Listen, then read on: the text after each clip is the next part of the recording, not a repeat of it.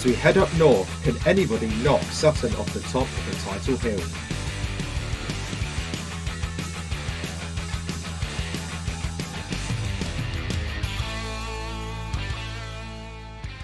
Hello and welcome back to the British Touring Car Podcast. We are back once again with a preview this time round for Knockhill, a weekend which we will be going to for the first time. And Russ joins me once again. You always sound so surprised what we're doing. It's a preview. It's a review. It's the driver grades. I didn't know this was going to be happening.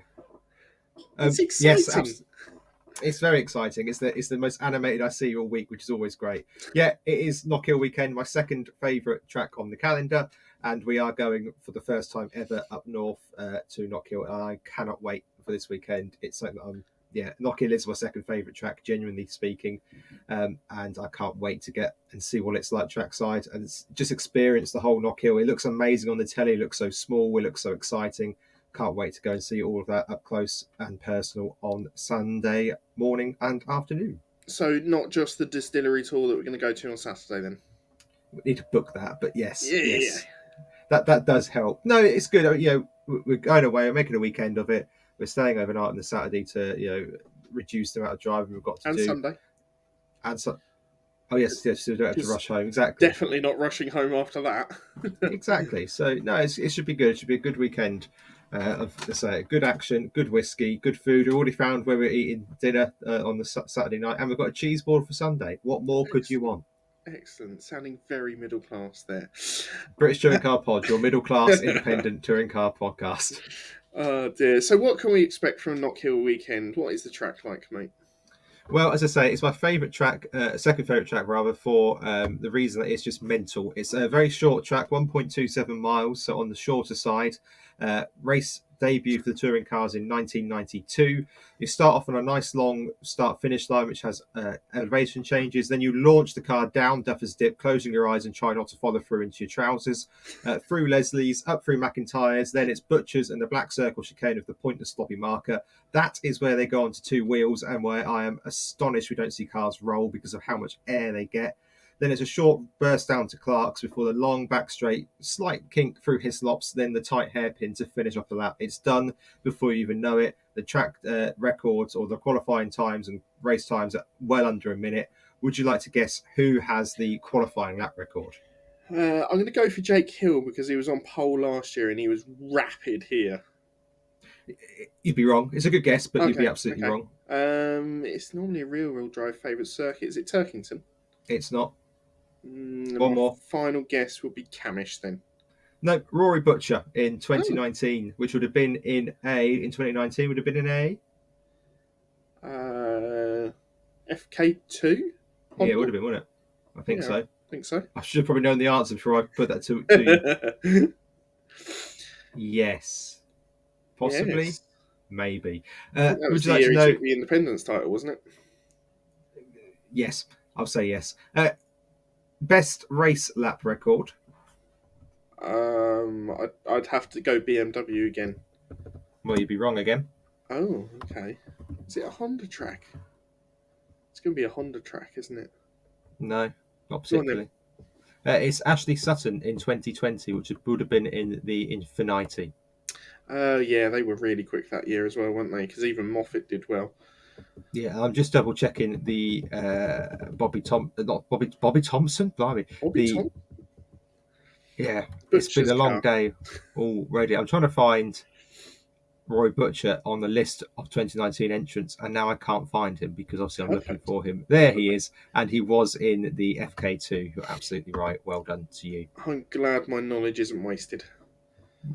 Sometimes. Not on this occasion. So then, Knockhill, biggest action zones?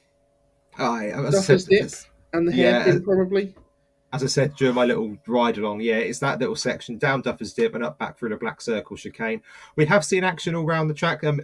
Clark's and Hislops is where Turkington dropped it under pressure from Sutton a couple of seasons ago. And I think Tom Ingram's had a couple of brown trouser moments through there as well I think most over the people have. years.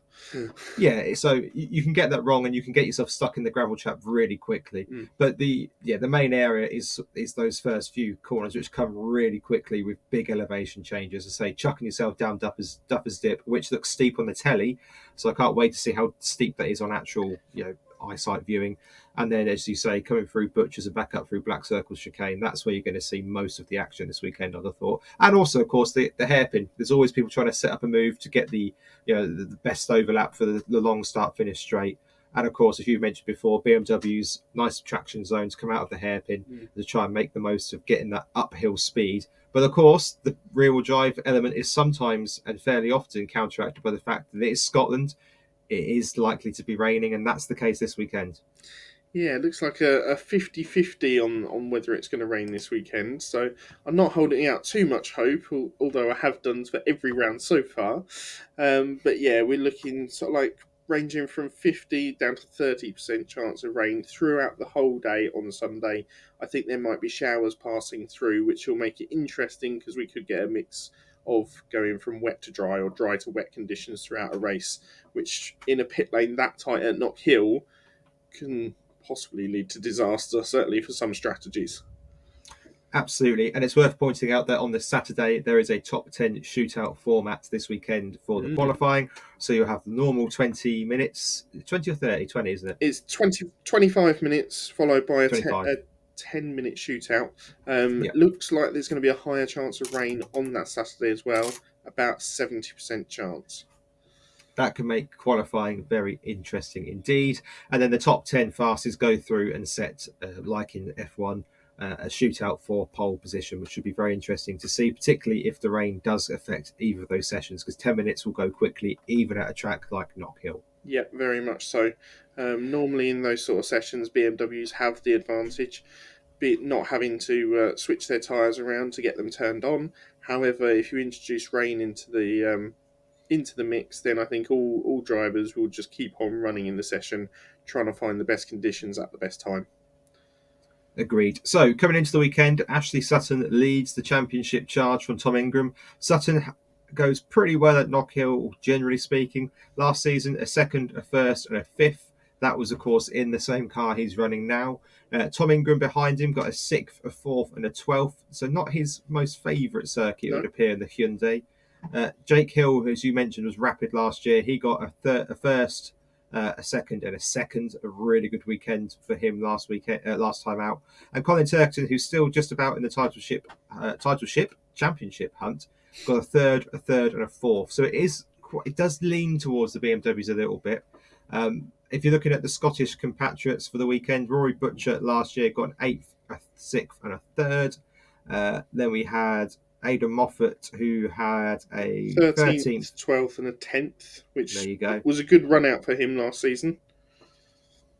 And of course, we didn't have Pearson, but we did have Patterson, who got points here last year. He got a 20th, a 14th, and a retirement. So that's the four Scottish drivers covered off. What are you expecting to see this weekend, generally speaking?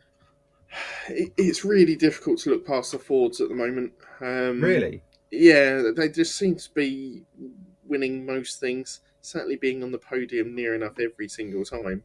And I'd be slightly amazed if they don't get pole position again this weekend, especially if there's going to be wet conditions, because I think that levels out the performance between the front and the rear wheel drive.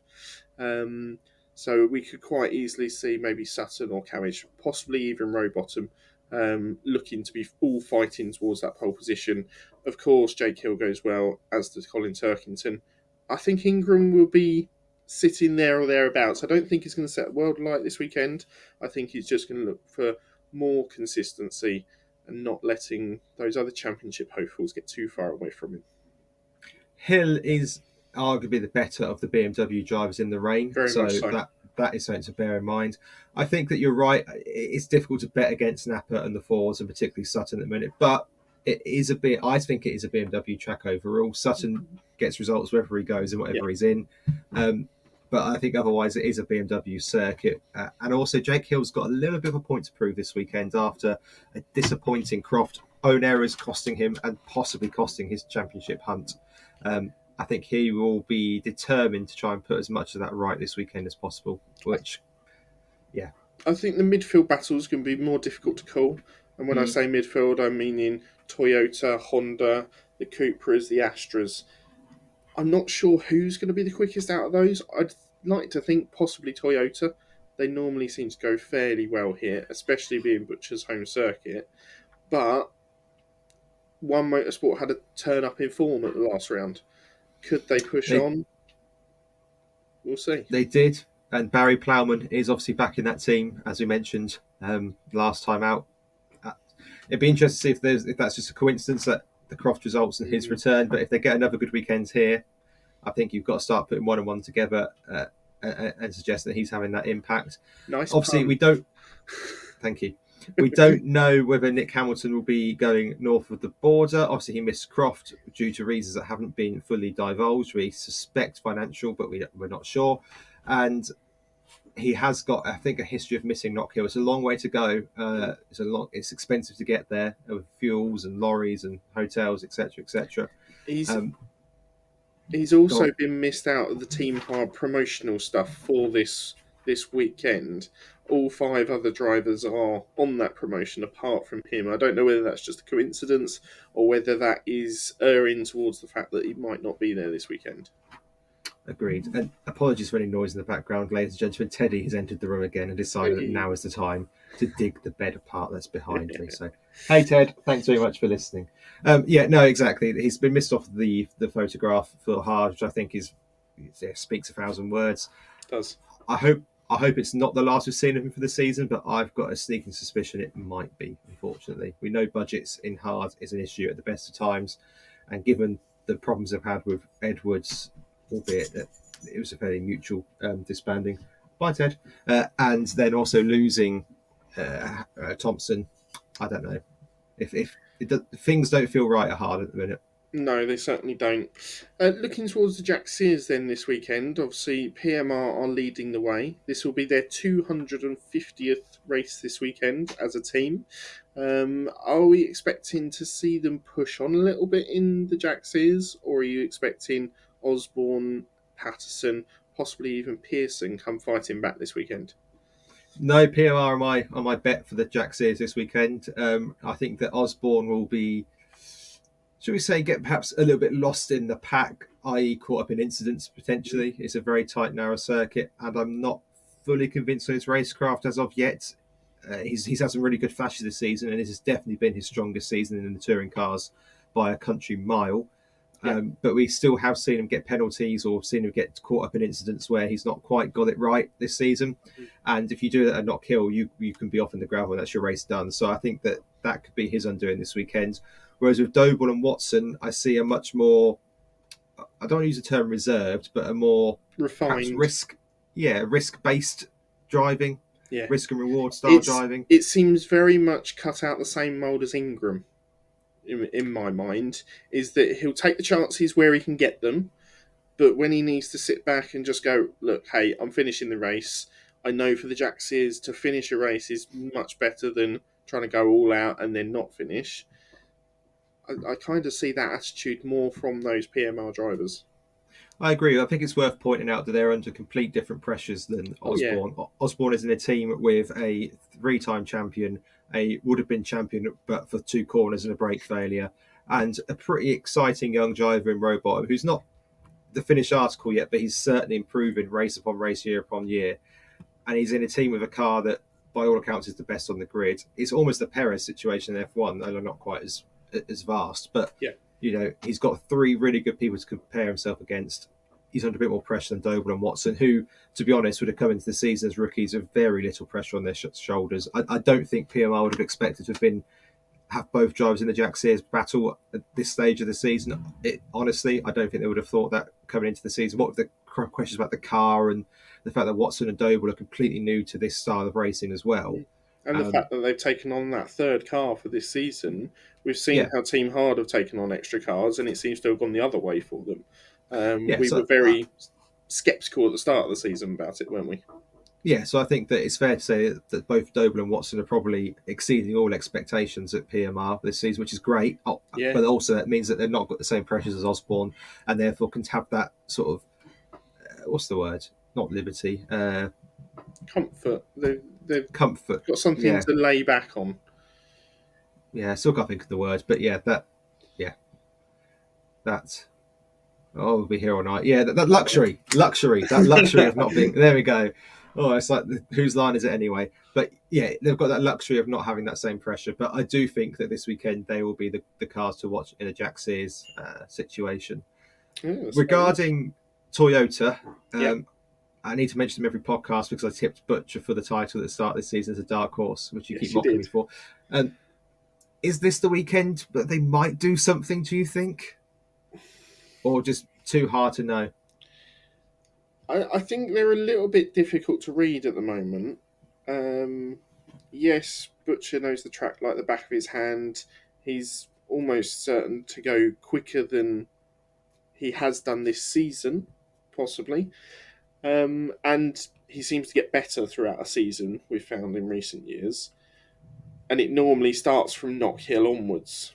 Um, Mm. so I think we might see a little upturn in form, might see a bit more consistency. I honestly think for them, consistency for Butcher and Collard, finishing all three races inside the top 10, maybe top 12, it is almost like a step forward for them. Can I be even more controversial? All three cars just finishing a race doesn't necessarily Yeah, matter where they are. Just all very three much cars so. finishing a race without a gremlin, without a technical issue, without having to drive through the pit lane for something. That would be quite a step forward at the minute. George Gamble obviously took the third win last Mm. season here, had a very good outing, but he was in a BMW. We knew the BMW was going to go well here. It'll be very interesting to see, one, how he adapts, two, whether it's just a favourite circuit of his and he goes well here anyway. Um, and I think that'll be tested against where his teammates are going to finish as well. Is there anybody else to discuss before we look at predictions? Anybody else you would like to discuss, team or driver or Um, team member? I, you say Patterson obviously scored points here last season. I think he'll feel comfortable being back at home, as it were. I think all Scottish drivers will probably have a slight upturn in their form, including Pearson, who's certainly been struggling at points this season. It'll be interesting to see how they finish and whether they'll be more inclined to go for moves, having that home support, or whether they just want to finish all three races solidly. So I think all four Scots are ones to look out for. Yeah, and I think Patterson will score points. He tends to score points in at least one of the races over a race weekend, doesn't he? So Yeah. I think he will probably score points. Yeah, it's hard to get excited about hard at the minute, if you'll pardon the pun. I don't know that the news about the Thompson departure has deflated me in a way that I've not felt in motorsport for a long time, and I've still got the hangover of it. Some weeks later, yeah, I don't know. I, yeah, I honestly don't know. I don't know what to say about hard because I want them to succeed, and there's drivers on their books there who are either really good already. Look at Lloyd, or have got great potential, and you just wonder, where are they going to end up? Are they? especially Yeah. especially what they've done for the sport as well. The Mm. amount of drivers that they've bedded in, tried to make work. Some have worked perfectly well and have gone on to race in bigger and better teams. Some haven't. You get that when you're trying out new drivers, them into the sport. But you don't normally see teams like Dynamics. You wouldn't have seen do it. BMW wouldn't have necessarily bring through these young and up and coming drivers, and they do good for the sport. But this year it feels like they've just taken on a little bit too much. I'm going to challenge you on something there, then, and feel free to pause the recordings. You can look it up because I Yep. have just sprung it on you. Name me a driver that's come through hard that's gone on to bigger and better things. Jake Because I Hill. was thinking about this. Okay, fair enough. I forgot he came quite through quite hard. he's the first Yeah. one Okay. that comes to my mind that has gone through that hard regime, as it were, Okay. an academy. yes, he didn't spend long there, but he moved on fairly quickly and has certainly gone on to bigger and better things in my mind. I'll be honest, I completely forgot that Jake Hill was at Team Hard for any particular point of time. So Yeah. fair enough. Yeah, okay. Because I'm just looking at the list now. His noted drives on the Wikipedia page. Okay, Yeah. so Bobby Thompson hasn't had a chance to move on No, anywhere. Hopefully, he will in the summer. but Jack got Jack. that's more Sorry, down go to on. budgetary issues for him. Hill, we know, has a solid backing from his dad being in Yeah, racing. yeah. But Thompson's got a sponsorship as well. But yeah, Yeah. let's not go down that rabbit hole again. Jack Goff, who they had at the peak of his career, they didn't make him. He'd already made himself at this point. Yes. Yeah. Michael Crease has gone on to race other things, but I wouldn't say has necessarily succeeded in other things because of the fact that he's not lasted in them particularly long. It might be Yeah. harsh, but you know, Carl Boardley, yeah, you could argue he's doing really well in TCR at the moment, couldn't you? To be fair, so it's your opinion whether TCR is a bigger or better thing than touring cars, but I think that's fair that they have. He has succeeded. Jade Edwards is a noted driver on the hard list, though I think that it's unfair to particularly attribute her rise in touring cars to hard, personally. I think that's very much self-made on her side. She's had to work very hard to get to where she has, Agreed. possibly harder than a lot of other drivers as well. Agreed. Michael Epps hasn't. Has he gone to TCR? No, I think he's more of a driver coach nowadays. Okay. Max Coates has never really made it in any. It sounds really harsh to say it like that, but has never really made it at the top level of any of the motorsport, has it? He's sort of been around a lot of them, but He's not done a lot of support series, but as you really say, won any never of them kicked either, on. has he? No. Yeah, he's not particularly kicked on. And then the other names on the list, Nick Hamilton, who can't seem to finish the season for reasons we don't know. And then Mike Bushell being the other one, who again, I'd argue is now more of an engineer. And they probably had him at the height of it. They didn't make him particularly. No. So I don't know. I don't want to challenge you completely, but looking at the list, there's only really, you mentioned Jake Hill. Yeah, fair point. I can't argue with that. That's the only one really, though, isn't it? Yeah, they bring drivers into the sport. Some of them, They do. They give the drivers the opportunity to show their talent as well. I don't think I was quite expecting the same showing that we got from Daryl de Leon last weekend, and I was pleasantly surprised by it. And if he goes on and if he's allowed to gain the budgets that he needs, work on the sponsorship deals that he needs to behind the scenes, and move on to bigger and better things, then all credit to the work that he does, but also hard for bringing in that scholarship scheme. Oh, yeah, absolutely. I don't want to do down. It's just I do worry about whether drivers are able to stay at hard long enough to make enough of a name to then go on and achieve in the sport. Yes. Jake Hill aside. That's my concern. Anyway, this is a Knockhill preview podcast, not what is wrong with Team Hard. So let's move straight on to predictions for the weekend. Yep. Who are you going for, Pole? I'm going for the classic old Ashley Sutton. I just think in those wet conditions that we're probably likely to have on the Saturday, he's going to be quick. And there might be a little bit of redemption wanted after, obviously, that non-finish at Croft as well. But please do bear in mind, Sammy only has 1 second of hybrid, so that might make a difference. Absolutely crucial around Knockhill. Agreed. Yeah, I've also gone for Sutton for pole. Napa are taking pole every week and every round this year, I reckon. So, yeah, let's go for Sutton. Yeah, that's fair. That's fair. What winners have you got? Sutton, obviously. Yeah. Jake Hill and Colin Turkington. I've gone for 3 big names because I think that Turkington will probably win a reverse grid race in the sort of fashion he's been doing this season. And Hill and Sutton will fight out up top for the first 2 races. Okay, is my prediction. Yeah, I've gone for Sutton as well. And also Hill, just because of how quick he was here last season. And I think even in wet conditions, as you say, gets the best out of that BMW. But also I've gone for Camish. Because I think Nappers are just quick. And Camish had a good, almost ego boost last weekend with how well he did. Yes, he wasn't on the optimum tyre in race 2, and he settled for that. But I think he might take a win this time out. Still in the championship fight for you? It's close. I'm being For hopeful, okay? for audio viewers, you cannot see the despair on my face. However, for YouTube viewers, you probably can and are horrified. Right, Jack Sears for the weekend, then, good sir. I'm going to go for Watson this weekend. Mm-hmm. As you say, PMR seem to be fairly strong at the moment when it comes to taking Jax's victories, and it was a little bit of a toss-up between him and Doble. I know Doble, I think, has taken 2 overall wins this season to Watson's 1. But I think Watson might have a bit of it this weekend.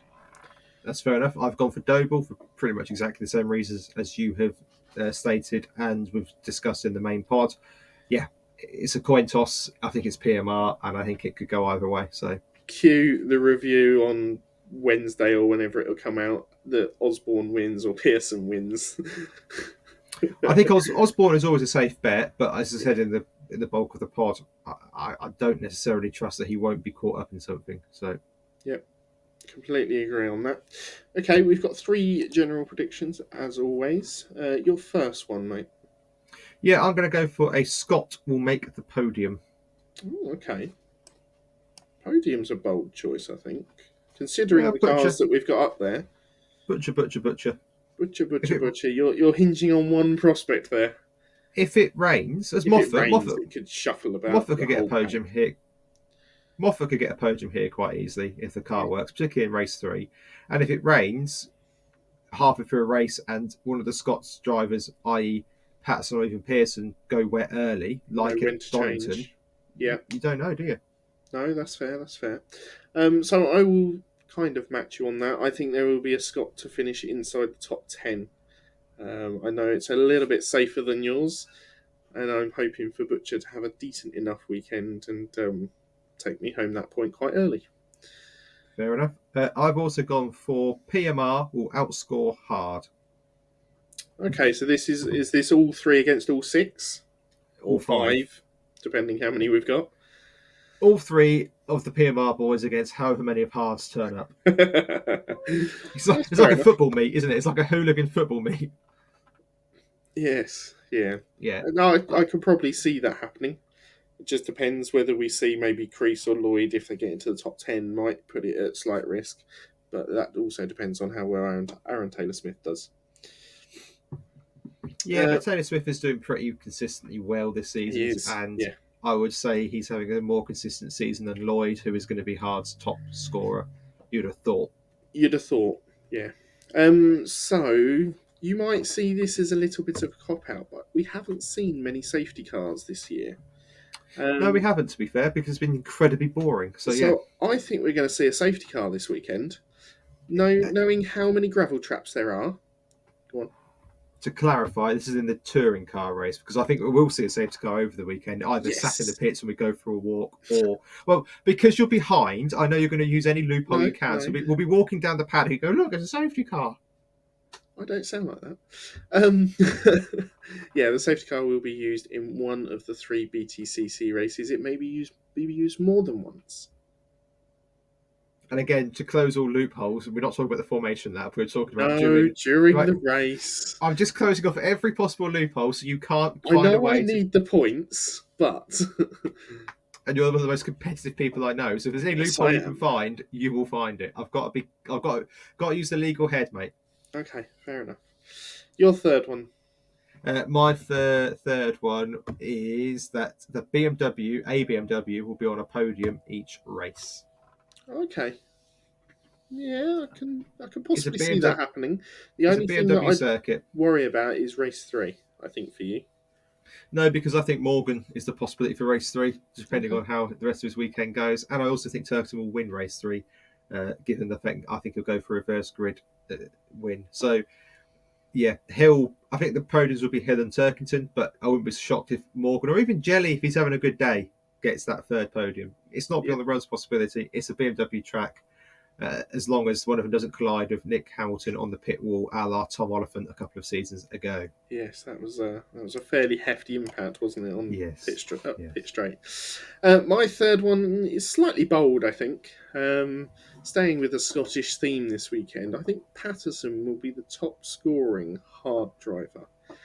Now, I know that might seem a little bit strange, but as we've said, we think he might score points this weekend, and all it takes is for some instants or some gremlins for Lloyd and possibly Crease, and that could quite easily come to fruition. I would agree with you. Fair enough. And the final one, we play a game every weekend. This weekend we're going to be counting Scottish flags whilst we're out and about walking around Knockhill. Yep. You've gone for how many? I've gone for 8, but I might just up that slightly. Well, you've got until the podcast goes out to do so. I'm going to up that to 11. Okay, I've gone for 15. Because I assume you're going to count the ones that are on top of or that are on the cars that we may see as well. I think any flag counts wherever it is, unless it's painted onto somebody's face or something that somebody else is wearing, like Scottish football tops. I think otherwise, a flag on a helmet, on a car, that all counts. Okay, that's fine. Yeah, we'll go for that then. All right, I'll go for 15.